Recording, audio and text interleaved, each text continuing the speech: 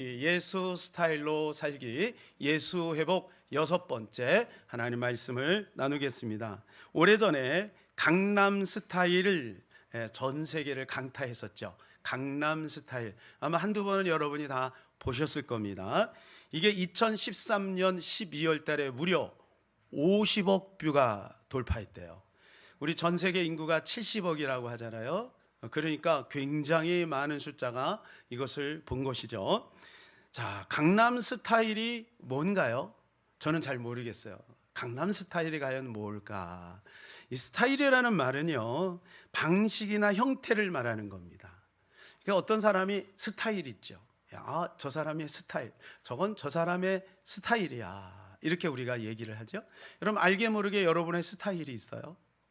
여러분의 스타일은 여러분의 자녀들에게 전수가 되는 거죠. 그래서 그게 비슷한 스타일로 가는 거예요. 심지어는 걸음걸이도, 말하는 것도, 또 음식 먹는 것도 비슷해져요. 이게 스타일이 있는 거예요. 스타일. 네. 자, 오늘 저는 하나님의 자녀인 우리가 예수 스타일로 살아야 된다는 것을 같이 나누려고 합니다. 자, 어떤 사람을 우리가 만나면 직감적으로 딱 느껴지는 분위기가 있습니다.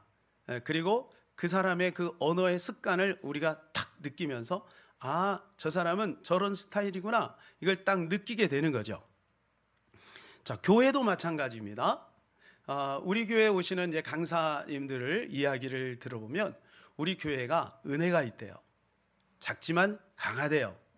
따뜻하대요. 아, 참 복음 전하기가 좋대요. 뭐 이런 이야기를 합니다. 우리가 철야 때 이제 예담교회와 함께 연합으로 했어요. 그래서 몇 분에게 제가 여쭤봤죠. 어떠셨어요? 그랬더니 대부분 다 반응이 너무 좋아요. 기도하기가 너무 편해요. 성도님들이 굉장히 친절해요. 분위기가 너무 따뜻하고 은혜로워요. 그러니까 우리 교회하고 잘 어울린다는 것이죠. 그래서 양쪽에 스타일이 있지만 조금만 노력하면 우리가 하나가 될 수 있겠구나, 이런 생각을 해보게 되었습니다. 교회도 스타일이 있습니다. 천주교는 천주교의 스타일이 있어요. 천주교는 예식을 중시로 하죠. 그래서 들어갈 때부터 벌써 거룩하고, 막 벽에, 천장에, 유리에 보면 그림이 쫙, 사진이 쫙 붙어 있어요. 그러면 들어가면서 벌써 엄숙한 분위기로 미사를 하죠. 천주교 스타일입니다. 순복음은 어때요? 좀 뜨겁게 기도하다 보니까 좀 좋은 쪽으로 하면 역동적이지만, 또 굉장히 어색한 사람들은 아우 좀 시끄럽다, 이런 느낌을 가질 수도 있어요. 장로회는 어때요? 말씀 위주죠. 말씀 위주. 그러다 보니까 어때요? 좀 경건하죠. 그러니까 어떤 교회는 기침 소리도 못 내게 하고, 아멘 소리도 못하게 하고, 조금도 움직이지도 못하게 하고, 그렇습니다. 우리는 예배 시간에 뭐 자유롭게 왔다 갔다 하지만, 여러분, 어떤 교회는 문을 콱 잠궈버려요. 예배 시간에는 문을 콱 잠궈버리는 거예요. 그러니까 아무도 왔다 갔다를 못하는 거죠. 그러니까 왜? 하나님 앞에만 엄숙하게 예배하는데 그렇게 하면 안 된다, 그거죠. 그러니까 장로의 스타일이 있는 거예요. 자, 교회 나름대로 스타일이 있죠. 천주교 스타일, 또 순복음 스타일, 또 장로의 스타일이 다 있어요. 그러나 여러분, 그런 스타일보다 더 중요한 것이 있습니다. 그것은 바로 예수 스타일이어야 된다는 것이죠. 사랑하는 여러분, 우리 교회가 예수 스타일이 되었으면 좋겠습니다. 어떤 교회를 하나님이 기뻐하실까요? 어떤 교회를 기뻐하실까요? 예수 스타일인 교회를 하나님이 기뻐하실 것입니다. 여러분, 개인은 어떨까요? 개인. 강남 스타일. 그래서 막 말춤을 막 추는데, 강남 스타일이 도대체 뭔지는 잘 모르겠어요. 강남에 살면 강남 스타일이 생기나요? 상도동에 살면 상도동 스타일이 생기나요? 예. 뭐 그 스타일이 있다고 해요. 그런데 개인마다 스타일이 있는 것은 사실인 것 같아요. 뭔가는 잘 모르겠지만 어쨌든 있어요. 그러나 여러분, 우리 모두 예수 믿는 사람들에게 공통적으로 있어야 될 스타일, 그것은 예수 스타일인 줄로 믿습니다. 예수 스타일에. 자, 그러면 예수 믿는 우리는 예수 스타일이라는 것 도대체 무엇일까? 한번 살펴봅니다. 2장 20절 같이 읽겠습니다. 내가 그리스도와 함께 십자가에 못 박혔나니 그런즉 이제는 내가 사는 것이 아니요 오직 내 안에 그리스도께서 사시는 것이라. 이제 내가 육체 가운데 사는 것은 나를 사랑하사 나를 위하여 자기 자신을 버리신 하나님의 아들을 믿는 믿음 안에서 사는 것이나. 화면을 띄워주세요. 여러분, 갈라디아 2장 20절은 보석과 같은 말씀입니다. 여기 보면 우리의 스타일을 말해주고 있는 거예요. 우리는 그리스도와 함께 십자가에 못 박혔다. 여러분, 못 박히면 어떻게 되는 거예요? 죽는 거예요. 나는 죽었다는 거예요. 여러분은 죽었습니다. 자, 옆에 있는 분들에게 나는 죽었습니다. 시작. 네, 나는 죽은 거예요. 여러분, 그런데 여러분 그거 인정 못 하겠죠? 목사님 무슨 말씀이냐, 나 시퍼렇게 살아있는데 내가 왜 죽었어요? 김익두 목사님이 은혜 받고, 그분 깡패였잖아요. 은혜 받고 그가 그렇게 썼어요. 자기 자신 죽었다, 이렇게 동네에 썼어요. 그러니까 동네 청년들이 야, 저 김익두 진짜 죽었는지 한번 보자. 그 시장에 싹 지나가는데 물을 확 던져버린 거예요. 돌멩이를 확 던져버리니까. 그러니까 김익두도요, 말로는 죽었다고 하지만 이게 막 올라오는 거야. 막 이야, 저것들 막 어떻게 하나 막 그러면서 다 참고 그랬어요. 예수는 내가 믿고 너희가 복을 받았다, 이렇게 얘기하는 거예요. 김익두는 정말 죽은 거예요. 그때부터 하나님의 역사가 나타나는 거예요. 전국을 다니면서 복음을 전하며 수많은 병자들을 일으켜 세우는 거예요. 여러분, 우리가 죽어야 예수가 살아나는 줄로 믿습니다. 부모가 죽어야 자녀들이 행복한 것입니다. 아내가 죽어야 남편이 길을 씁니다. 죽어야 되는 거예요. 죽어요. 내가 시퍼렇게 살아있으면 내 주변에 있는 사람이 죽어요. 예. 그래서 오늘 말씀에 오니까 내가 십자가에 못 박혔나니, 그거로 끝나는 게 아니에요. 내 안에 누가 살아요? 그리스도가 사시는 거예요. 나는 죽고 예수가 사는 거예요. 이것도 이해가 안 되죠. 목사님 무슨 말씀이에요? 나같이 부족한 자, 나같이 모자란 자, 나같이 연약한 자, 나 같은 죄인에게 어떻게 그리스도가 살아요? 여러분, 이 말씀 마음속에 깊이 새기시기를 바랍니다. 이것을 우리가 계속 반복해서 이야기한다고 해서 이게 자기 암시적으로 되는 것이 아니라 이거는 하나님의 엄중한 선포예요.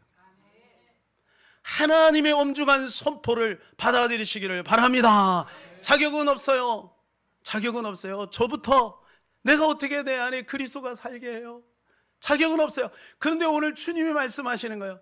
네 안에 그리스도가 살고 있다. 네 안에 그리스도가 살고 있다. 자, 옆에는 내 안에 예수님이 계십니다. 시작. 예, 여러분 안에 예수님이 계신 것입니다. 이것을 사실적으로 믿음으로 진리로 받아들이시기를 바랍니다. 그런데 이것이 바로 뭐냐면 믿음으로 산다는 거예요. 믿음으로. 그러니까 내 안에 내가 죽고 예수가 산다는 것이 도대체 무슨 말인가? 여러분, 그 말은 믿음으로 산다는 거예요. 믿음으로. 예. 여러분, 행위로 살면요, 행위로 살면 우리 자신이 비참해집니다. 왜냐하면 안 되잖아요. 여러분이 만일에 여러분의 행위대로, 여러분의 계획대로 됐다면 여러분 뭐 정말 대단한 사람이 됐을 겁니다. 그죠? 예, 아마 아파트도 한 10채씩 가지고 뭐 차도 뭐 엄청나게, 그죠? 자녀들도 엄청나게 잘 될 거예요. 그죠? 어릴 때 자녀들은 얼마나 기대를 했어요. 그죠? 근데 여러분, 내 뜻대로 돼요? 안 돼요? 안 돼요. 내 행위로 살면 안 돼요. 그러면 실망해요. 좌절해요. 여러분, 만일에 제가 제 스타일로 산다고 생각해 보세요. 제 안에는 선한 것이 없어요. 왜냐하면 근본적으로 저는 부패되어 있는 존재이기 때문에 선한 것이 없어요. 자, 여러분, 믿음으로 산다는 것이 무엇일까요? 그것은 예수 그리스도로 사는 것입니다. 여러분, 신앙생활 똑같이 하면서도요, 내 힘으로 내가 사는 사람이 있어요. 내가 신앙생활 하는 거예요. 내가 신앙생활 하면 안 됩니다. 예. 내 안에 예수로 신앙생활 해야 되는 것입니다. 네. 자, 선악과를 따먹은 인간은요, 그때부터 고통 속에 사로잡혔어요. 여러 가지 고통이 있어요. 재앙이 있어요. 하나님이 진노 아래에 놓였어요. 수고해야 돼요. 땀을 흘려야 돼요. 여자는 해산의 수고가 있어요. 그런데 더 고통스러운 게 있어요. 근본적으로 그것은 무엇이냐 하면 선악을 분별하게 됐다는 거예요. 그때부터 사람을 비판하기 시작하는 거예요. 안 좋은 게 자꾸 보이는 거예요. 그러니까요, 사람들을 자꾸 정죄하게 되는 거예요. 여러분, 이게 자유롭지 못한 거지. 남들의 안 좋은 점들이 자꾸 보이는 거예요. 그 들춰내고 싶은 거예요. 우리 안에 이 죄성이 끊임없이. 그런데 거기서 끝나는 게 아니라 내 자신에게도 그래요. 내 자신도 스스로 너는 왜 이러냐? 너는 왜 그렇게 못났냐? 너희 집안은 왜 그러냐? 너희 부모님은 왜 그러냐? 너는 왜 태생적으로 그렇게 머리가 나쁘냐? 뭐 키가 크냐? 나쁘냐? 잘생겼냐? 못생겼냐? 여러분 스스로를 자꾸 정죄하는 거예요. 선악은 원래 하나님만이 판단하게 돼 있어요. 선악은. 그래서 우리가 여기서 기억해야 될 것이 있어요. 하나님은 선도 주장하고 악도 주장하는 거예요. 그러니까 하나님의, 우리가 아까 제가 교동문에서 그랬어요. 하나님은 노하기를 더디한다 그랬어요. 하나님은 진노도 가지고 있다는 거예요. 진노도 있다는 거예요. 이걸 또 기억해야 돼요. 두렵고 떨림으로 하나님을 섬겨야 돼요. 그런데 여러분 그 권한은 하나님께만 있는 거예요. 사람에게는 없어요. 근데 선악과를 따먹고 그때부터 그 눈이 열린 거예요. 그러니까 어때요? 능력도 없는데 판단하는 거예요. 자꾸 판단하는 거예요. 그러니까 자유롭지 못하는 거예요. 저 사람이 나를 어떻게 볼까? 왜냐하면 내가 판단하고 있으니까. 내가 이미 저 사람을 판단하고 있잖아. 그러니까 저 사람도 분명히 나를 판단할 거라고 하는 두려움이 우리 가운데 있는 거야. 여러분 이게 옛날에는 없었어요. 없었어요. 근데 이게 있으니까 어때요? 부자연스러운 거예요. 선악과를 따먹고 아담과 하와가 뭐예요? 옷을 해 입었어요. 옛날에는 벗고 있었어요. 그래도 부끄러움을 몰랐어요. 그런데 선악과 따먹으니까 부끄러운 거예요. 그러니까 가리는 거예요. 부끄러움이 생긴 거예요. 수치가 생긴 거예요. 몰랐던 게 들어왔단 말이에요. 그러니까 여러분 우리 인간이 이때부터 자유롭지 못하는 거예요. 기쁨이 없어요. 우리는 소 보고 소가 좀 되라 그런 얘기하는. 혹시 여러분 지나가는 강아지 보고 강아지가 좀 되라 이 강아지야 이렇게 얘기하는 사람 있어요? 강아지는 강아지로 충실하게 살고 있어요. 그런데 사람에게는 뭐라 그래요? 야, 너 좀 인간 좀 되라. 인간 좀 되라. 그런 얘기 하죠? 사람이 좀 되라. 그런 얘기를 한단 말이에요. 왜요? 사람의 인격이 무너졌어요. 여러분 사람의 인격이라는 것은 무엇일까요? 내가 돈을 많이 벌고 또 많이 공부하고 내가 어느 정도 성공의 위치에 가면 그 사람의 인격이 높아집니까? 수양을 쌓으면 그 사람의 인격이 높아집니까? 아닙니다. 사람의 인격이란 예수 그리스도 안에서 새 생명을 얻고 하나님이 만드신 본래의 목적 하나님의 형상으로 돌아가야 되는 거예요. 그럴 때 거기에 사람의 인격의 향기가 나오게 되는 것입니다. 그래서 사도 바울은 그것을 깨달은 거예요. 나의 영혼은 구원받았고 나의 영혼은 새 사람이 되었지만 역시 여전히 나의 혼과 육체는 인간의 모습을 가지고 있는 거예요. 인간의. 여러분 예수를 딱 믿는 순간 우리에게는 또 다른 성격이 왔어요. 그게 뭐냐면 신성입니다. 신성. 예수 믿기 전에는 인성만 있어요. 죄성만 있어요. 그런데 예수를 믿는 순간 신성이 들어온 거예요. 그러니까 이 신성과 그리고 본래 있었던 우리 인성이 이 안에 충돌을. 자, 예수 그리스도는 원래 신성만 있었죠. 근데 육체를 입으면서 인성이 들어왔잖아요. 인성을 가지신 거잖아요. 그러니까 이 둘이 충돌이 있는데 예수님은 육체를 가지고 하나님으로 사셨단 말이에요. 그러니까 달라요. 그런데 우리는 본래 죄성이 있었는데 신성이 들어왔어요. 그러니까 익숙하지 않은 거예요. 그러니까 이거 자꾸 충돌이 생기는 거예요. 그러니까 여러분 충돌이 생기면 왜 이러나 낙심하지 마세요. 예수를 자꾸 보고 예수 그리스도를 주장하고 말씀을 붙들고 살아가면 우리 안에 이 신성, 우리 안에 새로운 하나님이 주신 이 생명력으로 우리는 우리의 인성을 다 초월하고 장악하고 자유하며 살아갈 수가 있는 겁니다. 그래서 진리를 알지니 진리가 너희를 자유케 하리라 라고 말씀하였습니다. 사랑하는 여러분이 진리 안에 거하시기를 축복합니다.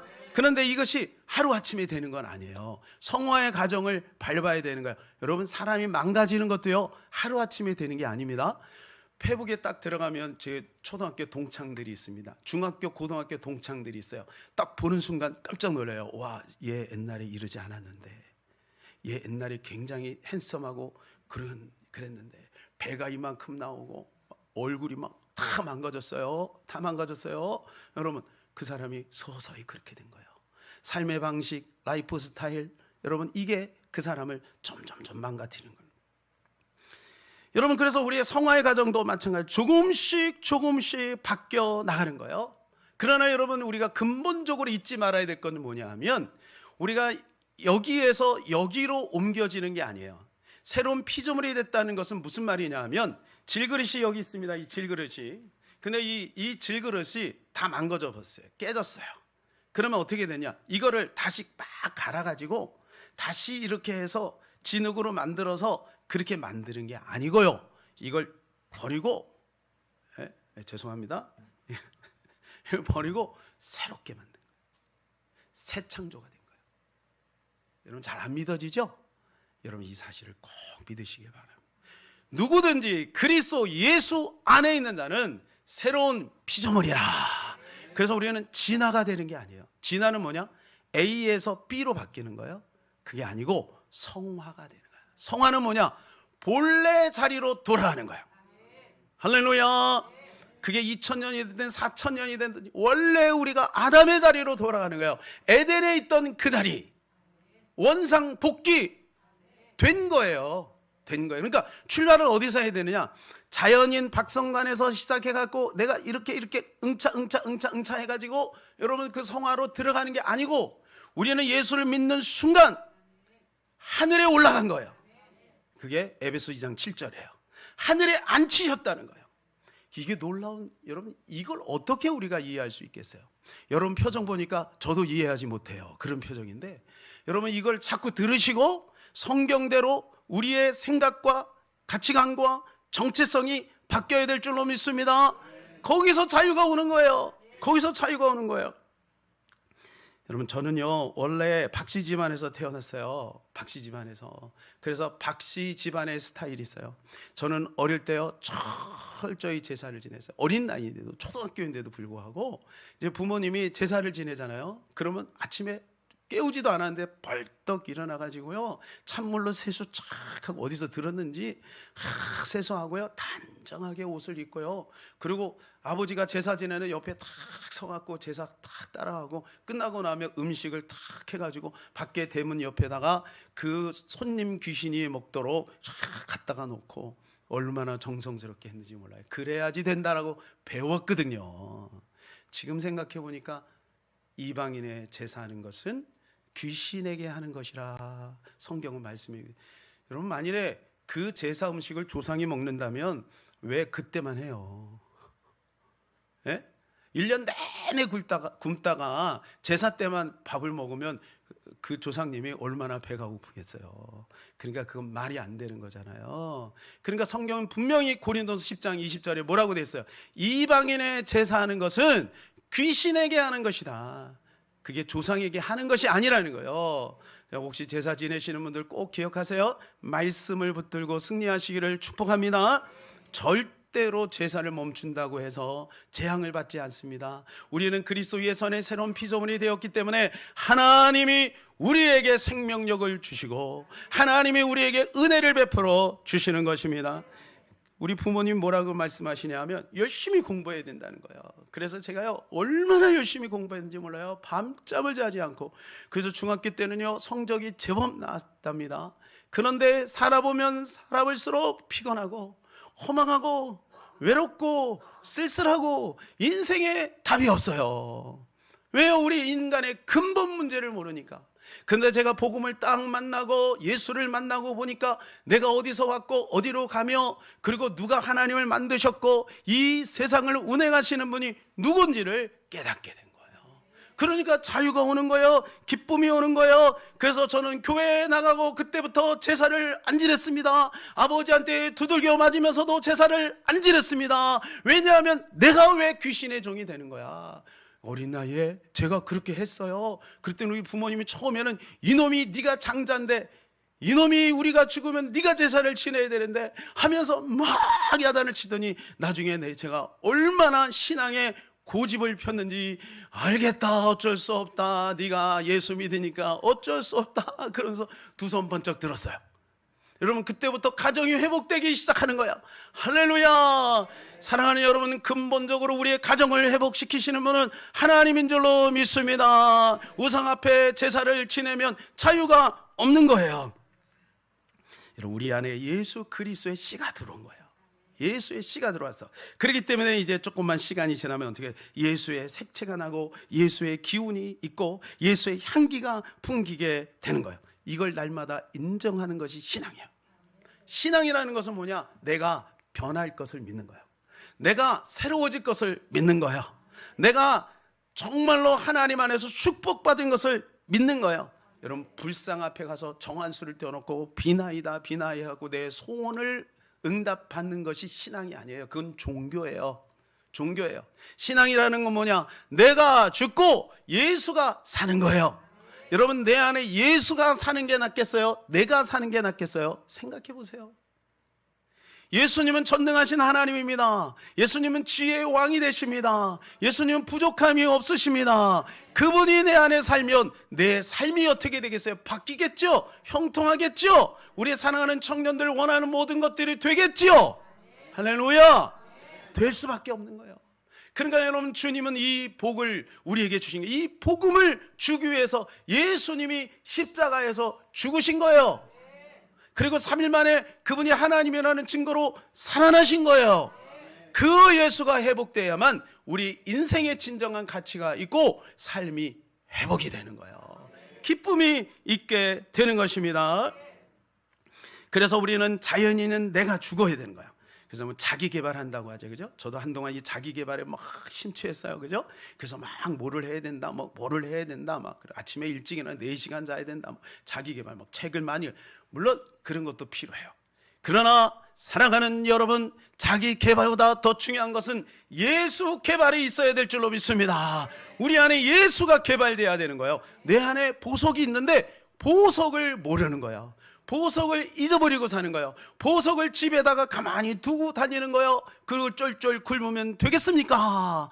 보석을 이용해야죠. 보석을 여러분 전당포에 맡기고 그리고 돈을 받아오세요. 여러분, 이 보석 같은 예수 그리스도와 함께 사시기를 축복합니다. 예수님은 오늘도 우리 안에 살아계셔요. 살아계셔요. 사도 바울은 갈라디아 교인들에게 이게 안타까워.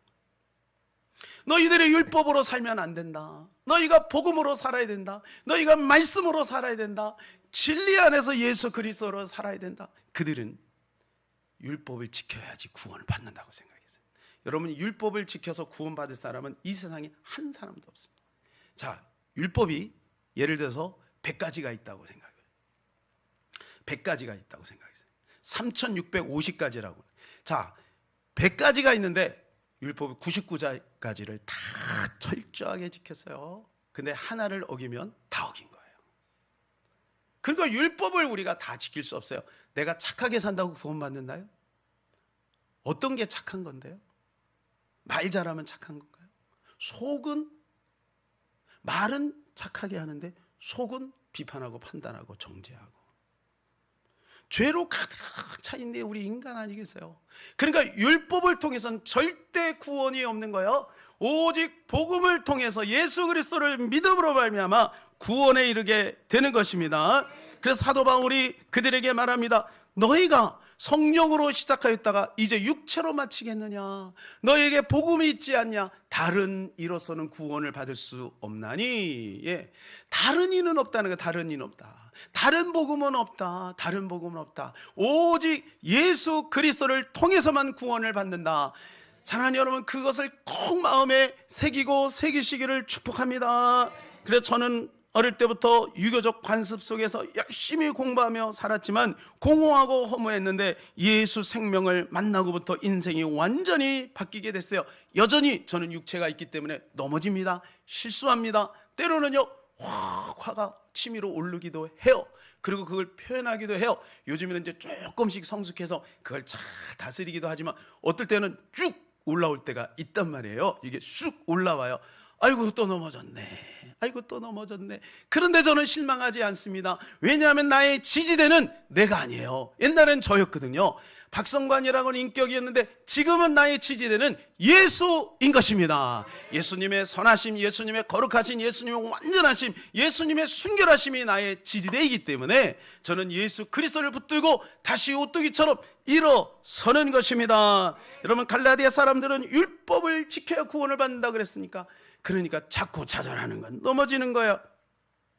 사도 바울은 이렇게 이야기합니다. 21절 다 같이 시작. 내가 하나님의 은혜를 패하지 아니하노니 만일 의롭게 되는 것이 율법으로 말미암으면 그리스도께서 헛되이 죽으셨느니라. 여러분 보세요. 율법을 통해서 구원을 받으려고 하면 그리스도가 헛되이 죽어. 그럼 왜 예수님이 죽어야 되냐고요? 율법을 지키면 되는데. 그럼 필요 없다. 이 말씀이 우리한테 적용되면 무슨 말이에요? 박성관 스타일로 살면 예수님의 십자가가 무효화된다는 거예요. 여러분, 우리가 어렸을 때부터 배웠던 나의 스타일을 고집하면 안 돼요. 마귀는요, 끊임없이 그렇게 얘기하는 거야. 야, 너는 너다워야 돼. 여러분, 우리다운 게 뭐예요? 아까 사람되라고 했죠. 여러분, 그게 우리다움은 예수님 안에서 나를 발견하는 게 우리다움인 것입니다. 부모님에게 배우고 내가 지금까지 살았던 라이프 스타일로 살면 여러분, 거기에 진정한 평안이 없는 것입니다. 그래서 아브라함이 얘를 탁 든 거예요. 아브라함 봐라. 아브라함은 어떤 사람이었어? 아브라함은요, 저 갈대아 우르에서 하나님께서 수천 킬로를 걸어서 지금 가나안 땅에 온 거예요. 여러분, 갈대아 우르가 어디냐? 바벨론입니다. 거기에 바벨탑이 세워진 곳이에요. 바벨론은 성경에서 어디로 말하냐면 세상을 말하는 거예요. 그러니까 아브라함을 어디서 불렀냐? 참 놀랍지 않아요? 아브라함은 선한 것이 없는 사람이에요. 근본적으로 그래요. 우리도 마찬가지예요. 근본적으로 선한 것이 없는 거예요. 그런데 하나님이 그 세상 한복판에서 아브라함을 불러가지고 거룩한 땅 가나안 땅에 심어놨어요. 근데 여전히 아브라함은 부족해요. 본토 친척 아비집을 떠나라 그랬잖아요. 그런데 어떻게 해요? 롯을 데려간 거예요. 의지하고 싶은 거예요. 사람을 의지하고 싶은 거예요. 그리고 우리 마음에도 그런 거 있잖아요. 신앙생활 하면서도 누구를 의지하고 싶고 그런 게 있잖아요. 여러분, 그거 끊으시기를 바랍니다. 그리고 롯을 의지하는 거, 롯을. 예? 그리고 어때요? 막 기근이 나니까 두려우니까 어떻게 해요? 이방 나라로 피신 갔다가 아내를 팔아요. 여러분, 그런 남자가 어디 있어? 예? 정말 이런 쫄짱부가 어디 있어? 예? 혹시 우리 김영식 집사님 사랑하는 아내를, 우리 이수근 여사를 판 적은 없으시잖아요. 그죠? 예, 그럼요. 예, 의리가 있는 분인데 아브라함은 그보다 못해. 세상에 두 번이나 아내를 팔아. 자기 살겠다고. 그런 사람이 어디 있어요? 그 사람이 믿음의 조상이 됐어요. 어떻게 해요? 변화된 거예요. 깨달은 거예요. 복음을 붙잡은 거예요. 어디서? 창세기 22장에서 하나님께서 아브라함에게 네 독자 이삭을 바쳐라 그런 거예요. 여러분, 아들을 바치래요. 근데 아브라함은요, 자기 아내에게 상의도 하지 않고 즉시로 모리아산으로 올라갑니다. 그리고요, 딱 번제단 위에 딱 묻고 그 다음에 칼을 높이 들어서 아들을 내려칩니다. 이게 그냥 하나님 한번 해볼게요. 이게 아니에요. 진짜로 내리죠. 그때 하나님이 깜짝 놀라, 아브라함아 멈춰라. 이제야 네가 독자 이삭보다 나를 사랑한 줄을 알았노라. 여러분, 하나님도 우리를 테스트한다는 거, 그만큼 우리가 존귀한 자예요. 하나님이 우리의 마음을 확인할 정도로 하나님 우리를 사랑하시는 거예요. 진짜인지 가짜인지. 이 시간에도 여러분, 사랑하는 여러분, 하나님 앞에 예배할 때 진짜 마음을 들으시기를 바랍니다. 만약 가짜 마음을 들고 몸만 있으면 하나님이 섭섭해. 섭섭하다. 제 마음은 지금 아이스크림에 가 있네. 제 마음은 남자친구한테 가 있네. 자식한테 가 있네. 돈에 가 있네. 하나님이 섭섭한 거예요. 여러분, 우리가 온 마음으로 하나님을 경배해야 될 줄로 믿습니다. 그래서 이 히브리 기자는 이것을 이렇게 평가했어요. 예? 수천 년이 지난 다음에 이렇게 평가했어요. 잘 한번 읽어보세요. 히브리서 11장 17절 19절입니다. 시작. 아브라함은 시험을 받을 때 믿음으로 이삭을 드렸으니 그는 약속을 받은 자로 돼 그 외아들을 드렸느니라. 그에게 이미 말씀하시기를 내 자손이라 칭할 자는 이삭으로 말미암아 하셨으니 그가 하나님이 능히 이삭을 죽은 자 가운데서 다시 살리실 줄을 생각한지라. 비유컨대 그를 죽은 자 가운데서 도로 받은 것이라. 여러분, 아브라함이 어떻게 해서 이삭을 바칠 수 있었는가? 그것은 여기에 18절에 이렇게 말씀하고 있어요. 그에게 이미 말씀한 누가? 하나님이 말씀하셨다는 거예요. 뭐라고요? 내 자손이 내 자손이라 칭할 자는 이삭밖에 없다. 내가 이삭을 통해서 너에게 복을 줄 거야. 이삭을 통해 천하 만민이 복을 받도록 할 거야. 누가 약속한 거예요? 하나님이 약속한 거예요. 그러니까 이삭은 내가 이제 19절에 보면 이렇게 되죠. 다시 살리실 줄을 믿은 거예요. 만일에 내가 칼로 아브라함을 내어 쳐도 하나님께서 이 이삭을 다시 살릴 거야. 이 믿음을 갖고 있는 거야. 물론 이것이 나중에 예수 그리스도 부활과 연결이 됩니다만은 이 아브라함은 그걸 믿은 거예요. 진짜로 믿은 거예요. 이유는 뭐냐? 약속. 과거에 하나님께서 나에게 하신 약속이 있어. 그건 이삭을 통해서 내가 내 뜻을 이룰 거야 라는 약속이에요. 여러분 이걸 우리한테 적용하면 뭐예요? 여러분 혹시 몸이 아프세요? 여러분 문제가 있으세요? 그 상황에 초점을 맞추지 마세요. 만일에 그 상황에 초점을 맞추면 아브라함은 칼을 못 들어요. 뭐에 초점을 맞춰야 돼요? 말씀에 초점을 맞춰야 돼요. 그가 채찍에 맞음으로 나음을 입었도다. 너희의 모든 필요를 내가 채우리라. 이 말씀을 붙잡아야 아브라함의 믿음이 우리 믿음이 된 것입니다. 사랑하는 여러분, 하나님 오늘도 우리의 모든 상황을 아시고 예수 스타일로 사시는 모든 분들에게 하나님의 은혜와 능력을 베풀어 주실 줄로 믿습니다. 구체적으로 세 가지만 한번 살펴볼 텐데, 첫 번째는 뭐냐? 열린 귀를 갖는 것이 예수의 스타일입니다. 열린 귀. 예수님은 열린 귀가 있었습니다.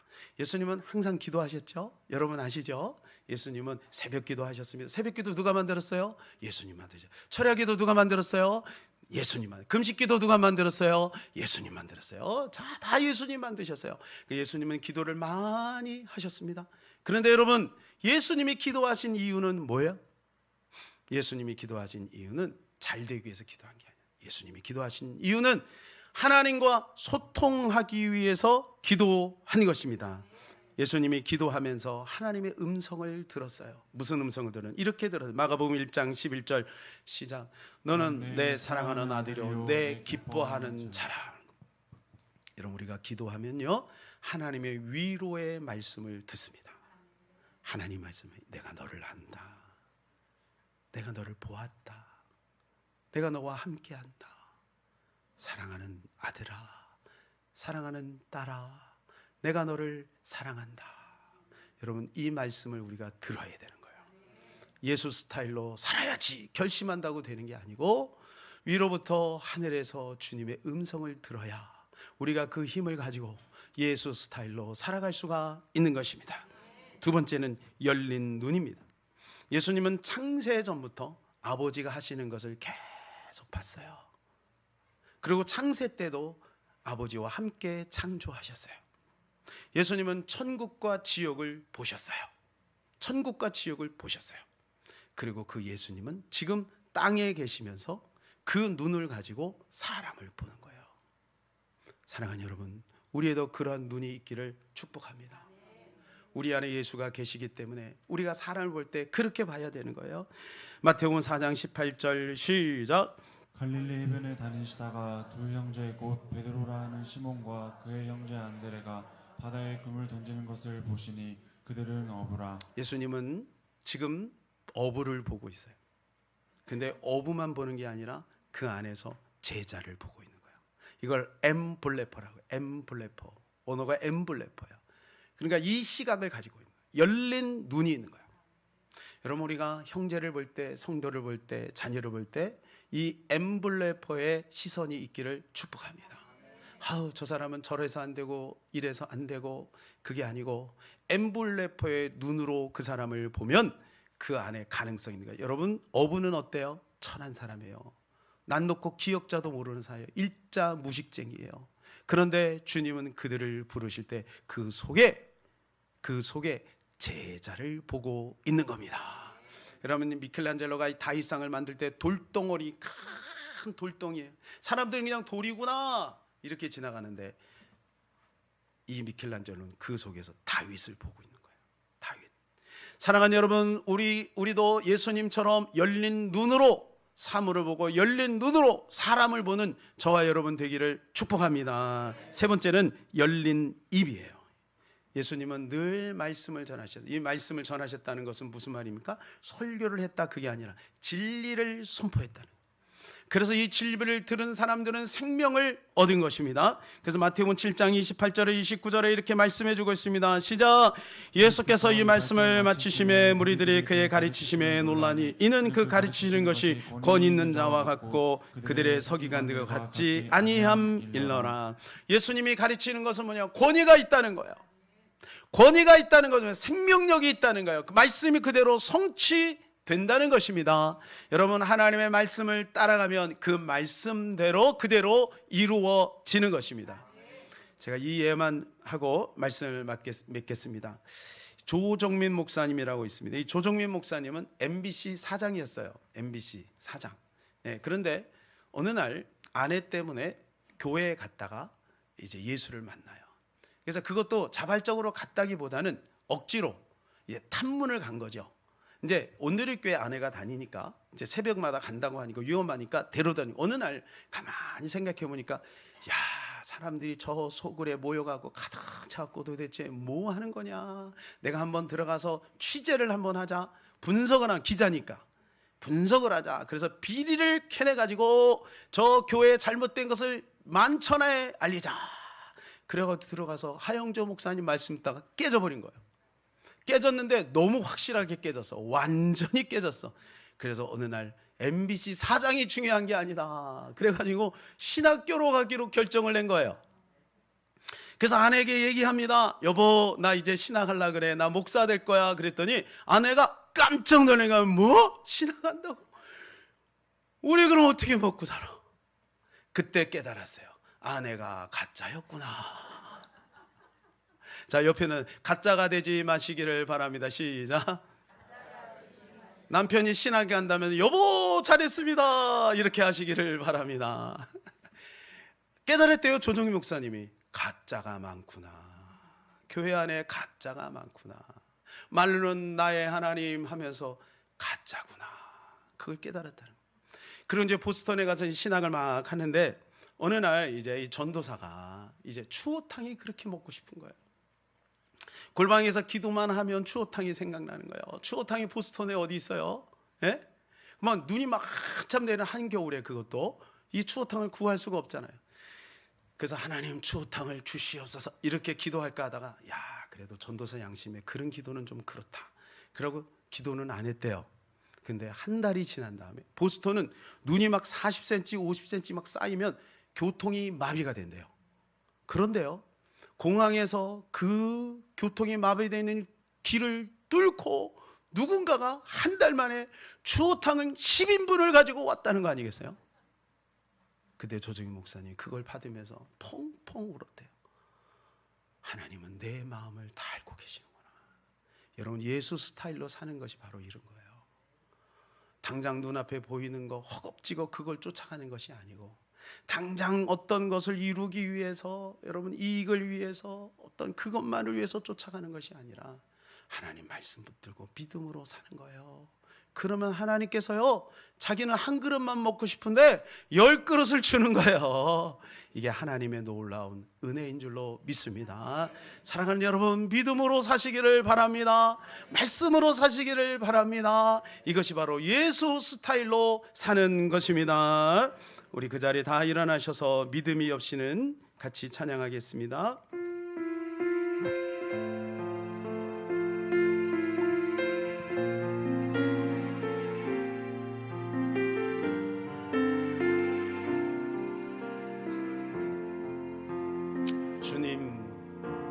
주님, 제 마음이 너무 둔해서 주님을 볼 수 없습니다. 이 땅에 속하여 이 땅만 보다가 주님 손을 놓쳤습니다. 주님 손을 놓쳤습니다. 우리 한 번 더 합니다. 주님 제 마음이 너무 둔해서 주님을 볼 수 없습니다. 이 땅에 속하여 이 땅만 보다가 주님 손을 놓쳤습니다. 나는 나그네로 왔는데 왜 주저하게 되었나. 나는 정치인데 언제부터 내 삶의 주인이 되어 버렸나. 믿음이 없이는 기쁘시게 못하나니 고된 수고도 다 헛될 뿐이라. 예수가 없어서 무너진 삶의 모든 자리에 다시 주님을 기다립니다. 주님 제 마음이 너무 둔해서 주님을 볼 수 없습니다. 이 땅에 속하여 이 땅만 보다가 주님 손을 놓쳤습니다. 나는 나그네로 왔는데 왜 주저하게 되었나. 나는 정치인인데 언제부터 내 삶의 주인이 되어 버렸나. 믿음이 없이는 기쁘시게 못하나니 고된 수고도 다 헛될 뿐이라. 예수가 없어서 무너진 삶의 모든 자리에 다시 주님을 믿음이 없이는 기쁘시게 못하나니. 주를 찾는 자 반드시 만나리. 아멘. 예수가 없어서 무너진 삶의 모든 자리에 다시 주님을 기다립니다. 여러분, 말씀이 없어서 기갈이죠. 먹을 게 없어서 기갈이 아니고, 대한민국에 사는 사람은 이미 충분히 있어요. 냉장고에 얼마나 많아요. 한 집에 자동차가 2대, 3대 있어요. 우리 집사님, 권사님들 2대, 3대 있는 분들도 있어요. 여러분, 복지가 얼마나 잘 돼 있어요. 어제 말씀 들어보니까 초등학교 가면요 최고급 음식이 나온대요.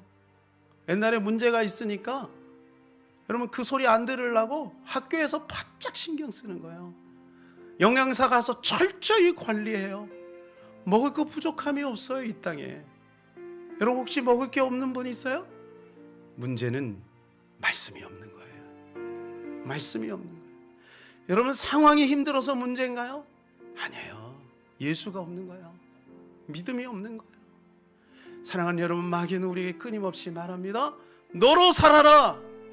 너의 열심을 가지고 살아라. 여러분 이 소리에 속으면 안 될 줄로 믿습니다. 우리는 예수를 회복해야 돼요. 예수 스타일로 살아야 될 줄로 믿습니다. 주님 오늘도 살아계십니다. 나보다 나를 더 사랑하시는 분이 그분이세요. 나보다 나를 더 잘하는 분이 그분이세요. 우리는 그분께로 돌아가야 돼요. 그분께로 돌아가면 그분이 모든 것을 다 해결해 주십니다. 우리 다시 한번 하나님 앞에 돌아가기를 원하는 마음으로 기도하며 나가기를 원합니다. 주님, 예수 스타일로 살기를 원합니다. 도와주시옵소서. 주여 말하고 기도합니다. 주여. 하나님, 우리가 우리의 힘으로 살아봤지만 역시나 우리는 형편없다는 것을 철저하게 우리가 깨닫게 됩니다. 하나님, 그래서 다시 주님을 붙잡았지만 그 힘이 너무 연약하여 또 넘어지고 좌절합니다. 아버지, 이제는 주님이 우리를 붙잡아 주시옵소서. 우리가 예수 스타일로 산다고 고백하고 결심하지만 우리의 힘으로는 안 됩니다. 내 안에 계신 예수로, 내 안에 계신 성령님으로 그 모든 것들이 가능하오니 성령께서 나를 주관하시고 성령께서 나를 이끌어 주셔서 내 안에 예수 그리스도로 다시 한번 회복하며 주님의 말씀을 붙들고 믿음으로 승리하기를 원합니다. 좌절하고 낙심하지 말고 하나님 약속 안에서 아브라함처럼 신실하게 반응하는 우리가 될 수 있도록 주님 도와주시옵소서. 우리 사랑하는 성도들이 예수 스타일로 살아가다가 하나님 낙심하지 말게 하시고 좌절하지 말게 하시고 끝까지 예수 그리스도 붙들고 저 천성까지 승리할 수 있도록 주님 도와주시옵시고 성령으로 충만케 하시며 우리 안에 있는 영적인 힘, 예수의 이름, 예수의 그 능력 하나님 의지하여 날마다 승리할 수 있도록 도와주시옵소서. 하나님, 고맙고 감사합니다. 그와 같이 우리를 버려두지 않고 성령님을 보내주신 줄로 믿습니다. 성령의 능력으로 예수 스타일로 살기를 원합니다. 도와주시옵소서. 우리가 먼저 확인해야 될 것은 내가 가진 것 그 어떤 것이 아니고 예수를 확인하기를 원합니다. 하나님, 우리가 잃어버린 것이 하나님 그 어떤 것이든 거기에 마음 뺏기지 말고 예수님을 잃어버리진 않았는지 먼저 예수님을 확인하게 도와주셔서 우리가 날마다 예수 스타일로 살아갈 수 있도록 도와주시옵소서. 예수님의 이름으로 기도합니다. 여러분, 한 분의 손을 얹으실 때 주께서 이 시간에 치료의 강선을 발해 주실 줄로 믿습니다. 하나님, 사랑하는 귀한 성도들 만져주시옵소서. 머리부터 발끝까지 주님이 이 시간에 예수의 보혈의 피와 성령의 광선을 비춰 치료되게 하여 주시옵소서. 내가 예수의 이름으로 명하노니 사지백체 5장 6분은 지금 이 시간에 치료될지어다. 치료될지어다. 주님 고쳐주시니 감사합니다. 예수님의 이름으로 기도합니다. 아멘. 지금은 우리 구주 예수 그리스도의 은혜와 만극하신 우리 아버지 하나님의 크고 놀라우신 사랑과 성령님의 감화감동 역사 충만 위로 교통하심이 오늘도 예수 스타일로 살기를 원하는 하나님의 사람들 머리 위에 저들의 가족과 직장과 또 이 나라 민족과 교회와 합병 위에 이제부터 영원토록 함께 있기를 간절히 축원하옵나이다. 아멘.